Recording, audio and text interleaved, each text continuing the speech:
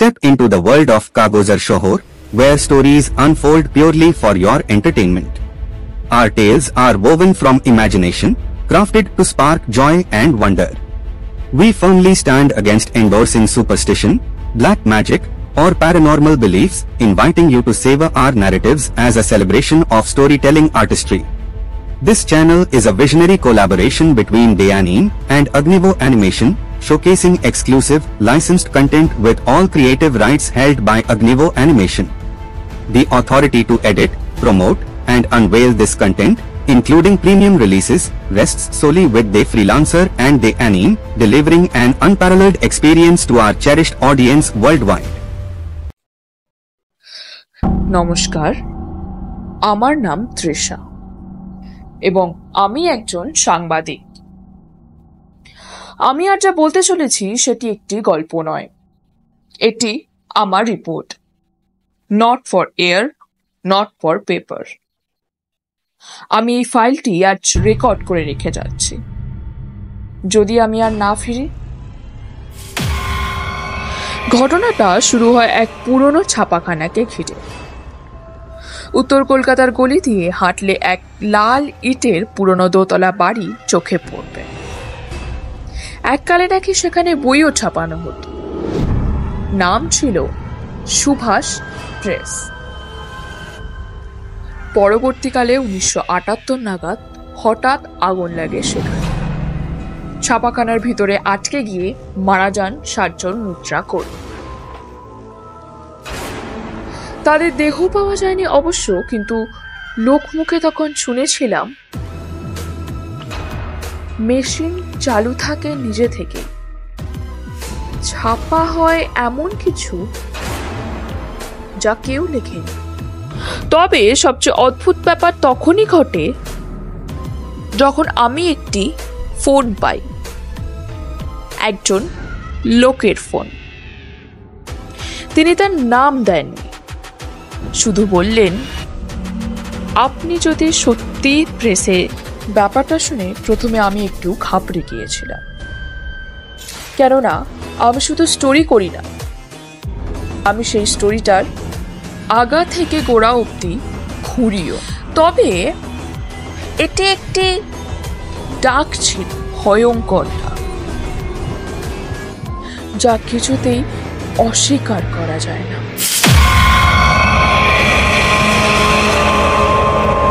পরদিন রাত 12:30 নাগাদ সেই প্রেসে গিয়ে পৌঁছালাম।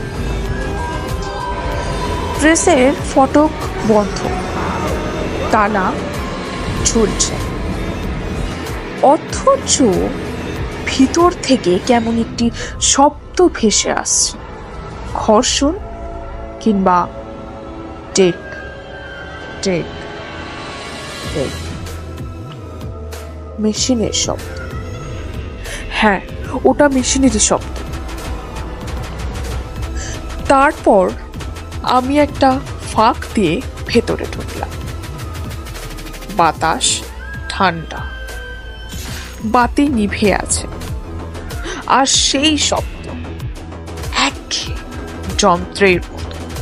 আপনি যদি জানতে চান তাহলে রাতে প্রেসে যান, তখনই শুরু হয় ছাপা।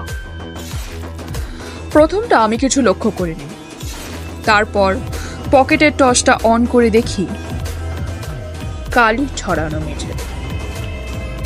ছাপার যন্ত্রগুলো এখনো দাঁড়িয়ে আছে। হঠাৎই দেখলাম একটা মেশিন নিজে নিজে ঘুরছে, কেউ নেই, অথচ কাগজ ঢুকছে, বেরোচ্ছে। আমি কাগজটা হাতে তুলে দিলাম। তাতে শুধু লেখা আছে, তৃষা মুখার্জি, 8 রাত। তার নিচে একটা লাল ছাপ, মানুষের হাতের ছাপ। আমি কাগজটা হাতে তো রক্তের, তাতে শুধু লেখা আছে, তৃষা মুখার্জি, 8 রাত। তার নিচে একটা লাল ছাপ, মানুষের হাতের ছাপ। কিন্তু রক্তের। হ্যাঁ, কাঁচা রক্তের। আমার গা কাটা দিয়ে উঠল। ভেবেছিলাম পালাবো, কিন্তু ঠিক তখনই প্রেসের ভিতরের কাঁচ ঘেরা অফিস ঘর থেকে আলো জ্বলে উঠল। কারেন্ট তো নেই, তাহলে আলো জ্বলে উঠল কিভাবে? তারপর আমি ভেতরে গেলাম। সেখানে ছিল একটা টাইপরাইটার, পুরনো, জং ধরা, কিন্তু চলছে। চোখের সামনে টাইপ হতে থাকলো। তুই যদি এই রিপোর্ট শেষ করিস, তোর শেষ ছাপা হবে এখানে। আমি চিৎকার করে উঠলাম, বললাম, কে কে লিখছে? ভয়। তারপর আমি পেছনে তাকালাম, কেউ নেই, শুধু একটা কালি মাখা হাত ছুঁয়ে গেল আমার গলা। আমি দৌড়ে বেরিয়ে এলাম, কিন্তু দেখলাম গেট খুলতেই বাইরে রাস্তা নেই। একই প্রেস, আবার শুরু। একটা চাবুকের শব্দ, আবার ছাপা, আবার ছাপা। কতক্ষণ এভাবে চললো ঠিক জানি না, হয়তো 2 ঘন্টা কিংবা 2 দিন। শেষে একটা সময় এলো আমি জ্ঞান হারালাম।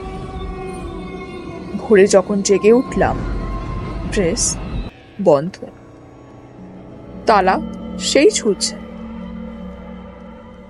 আমার হাতে কাগজটা আছে কিনা সেটা দেখতে গেলাম, কিন্তু হ্যাঁ ছিল, একটা কাগজ ছিল, যেটায় ছাপা তৃষা মুখার্জির শেষ রিপোর্ট। কেউ যদি শুনে থাকেন, ফিরে যাবেন না। আমি এখন বাড়ি ফিরে এসেছি, কিন্তু রাতে ঘুম ভেঙে দেখি টেবিলের উপর নতুন ট্রেন্ড পড়ে আছে। আমি কিছু লিখিনি। প্রেসে গেছি একবার, কিন্তু মনে হচ্ছে আমি এখনো বেরোইনি। এই ভয়টা, এই শব্দটা, এই ছাপা শব্দ নেবার শব্দটা এখনো আমার সঙ্গেই রয়েছে এবং থাকেও। তাই শেষে একটাই কথা বলবো, তোমরা যদি শুনেছো এই রেকর্ডিং, একটা কথা মনে রেখো, সব সত্য প্রকাশ করা উচিত না।